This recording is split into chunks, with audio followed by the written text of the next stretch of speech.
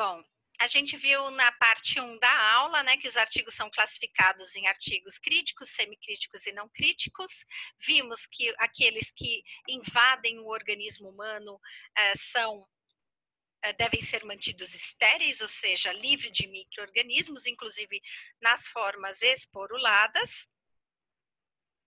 E aqui, nós vamos aqui, deixa eu só compartilhar com vocês, ver os artigos semicríticos. Então, quais são os artigos semicríticos? Aqueles que entram em contato com a pele, que não está íntegra, inclusive eles podem adentrar as camadas da pele e podem chegar, inclusive, em contato com mucosa, mas mucosa íntegra também. Esse tipo de instrumental, ele vai passar ou por esterilização ou por desinfecção de alto nível. Aí vai depender dos protocolos da instituição. Coloquei aqui para vocês alguns exemplos. Então, aqui a gente tem esse instrumental que é para posicionar a língua para que o médico possa observar, né, a laringe do paciente e colocar o tubo, né, para respiração artificial ou respiração mecânica. Esse aqui, gente, é uma máscara facial com uma traqueia e um umidificador que a gente conecta ao oxigênio para que o paciente receba oxigênio na face, né? Então, esses artigos, eles passam a ser considerados semicríticos.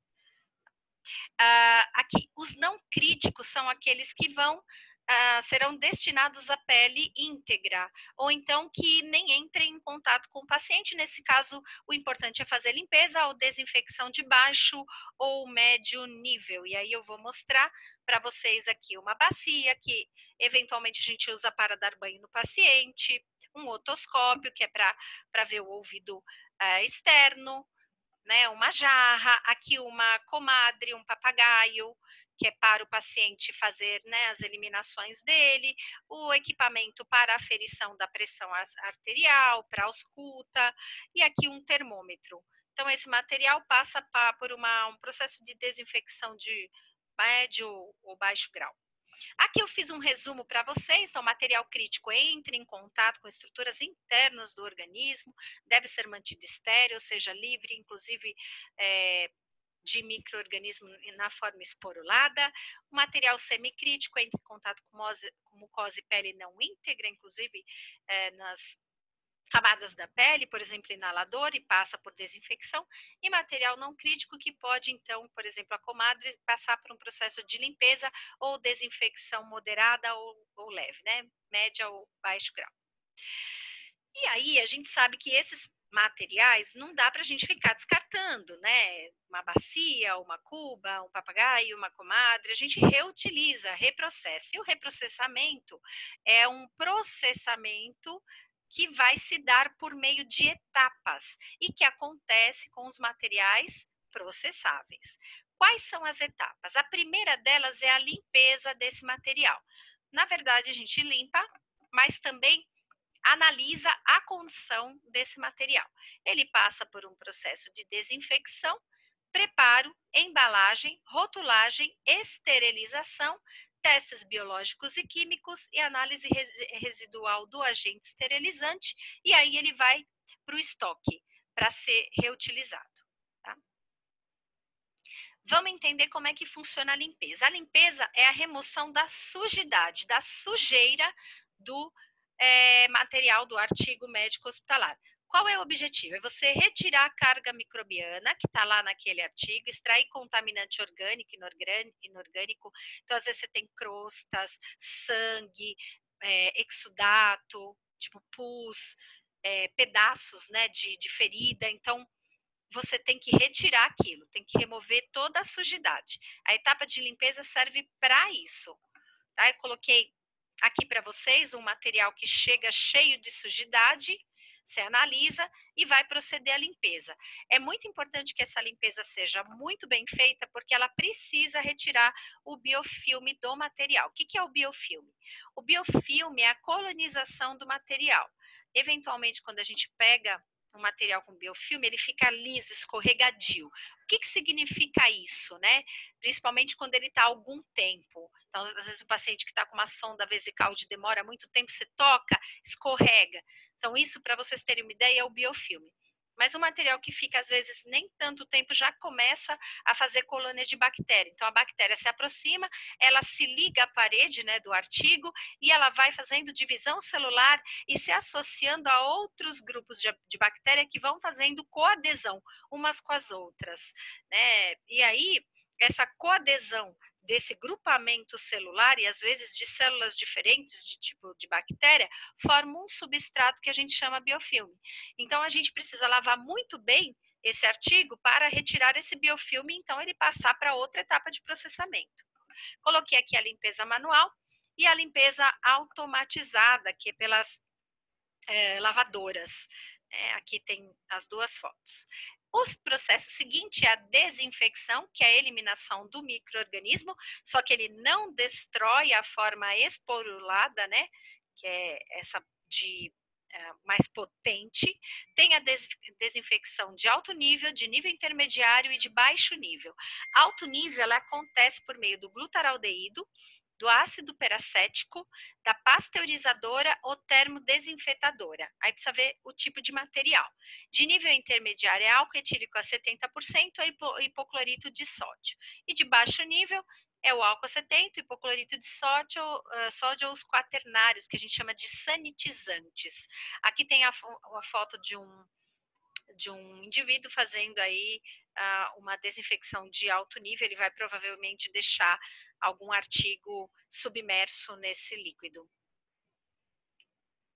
E aqui eu coloquei uma fotinho para vocês verem as desinfecções, né? Os tipos. Pode ser química, então com produto que nem a gente viu na foto, pode ser físico-química, que é como essa aqui, que é termodesinfecção. E a esterilização? A esterilização destrói tudo, inclusive o micro-organismo que está na forma esporulada. Tem que tirar tudo, tem que tirar bactéria, tem que tirar vírus, tem que tirar fungo, tem que tirar tudo, tem que estar morto, porque esse material provavelmente vai entrar no organismo para procedimento. A esterilização pode ser física, química ou físico-química. Do tipo física tem vapor sob pressão, química tem o desinfetante ácido peracético e físico-química tem o eto, que é o óxido de etileno. Vou mostrar para vocês. Aqui é a autoclave, que é o vapor sob pressão. Coloca o equipamento aqui, bota lá para dentro, deixa o período, o ciclo. Aqui é um desinfetante tipo ácido peracético, que geralmente a gente deixa submerso o artigo hospitalar. E aqui é o óxido de etileno, o eto, que faz alquilação. A alquilação é uma... aí é difícil, hein, gente? É uma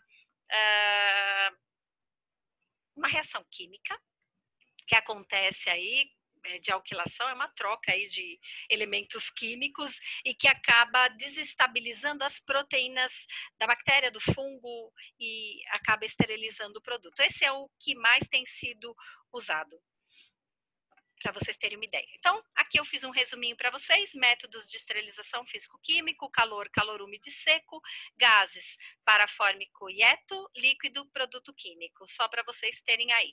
E aqui nessa fotinha que tá meio ruinzinha, eu tô mostrando o ciclo, todo o processamento aí dos artigos. Então, exposição ao agente de limpeza, às vezes a gente deixa de molho um pouquinho, enxágua e faz a lavagem, seja ela manual ou automatizada, seca, embala, daqui a pouco eu vou mostrar para vocês algumas embalagens, selagens, rotulagens, data, esteriliza e armazena.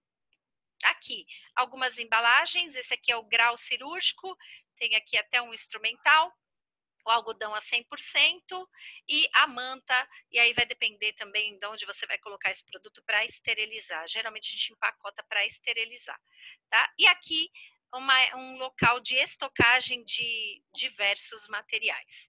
Tem que ser um local limpo, não pode ter umidade, tem que estar protegido da luz solar e tem que ser um local exclusivo de acesso restrito de pessoas para não contaminar. tem que estar datado, rotulado bonitinho. Aqui, gente, para finalizar, eu coloquei o que a gente já conhece das cores com relação aos riscos ergonômicos, e esses locais em que a gente faz processamento tem todos os riscos. Risco químico, porque a gente mexe com muito produto químico, tá? Então tem muito agente que é cancerígeno, mutagênico, reativo, inflamável.